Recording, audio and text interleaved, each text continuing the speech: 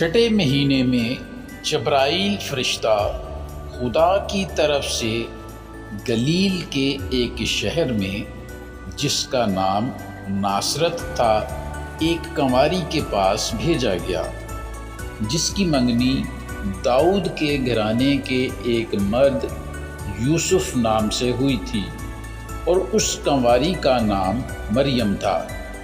اور فرشتہ نے اس کے پاس اندر آ کر کہا، سلام تجھ کو جس پر فضل ہوا ہے، خداوند تیرے ساتھ ہے۔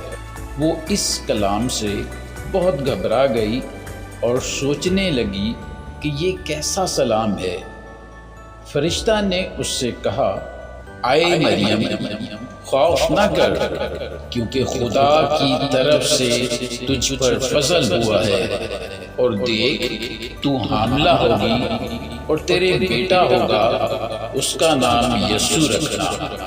وہ بزرگ ہوگا اور خدا تعالیٰ کا بیٹا کہلائے گا، اور خداوند خدا اس کے باپ داؤد کا تخت اسے دے گا، اور وہ یعقوب کے گھرانے پر ابد تک بادشاہی کرے گا، اور اس کی بادشاہی کا آخر نہ ہوگا۔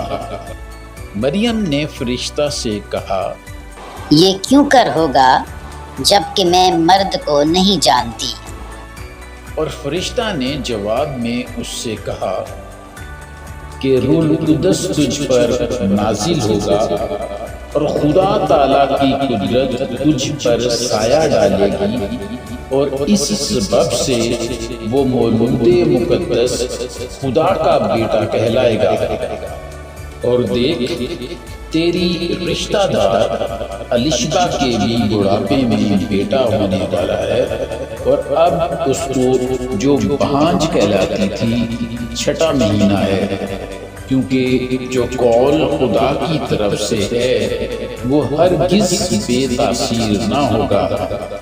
مریم نے کہا، دیکھ، میں خداوند کی بندی ہوں، میرے لیے تیرے قول کے موافق ہو۔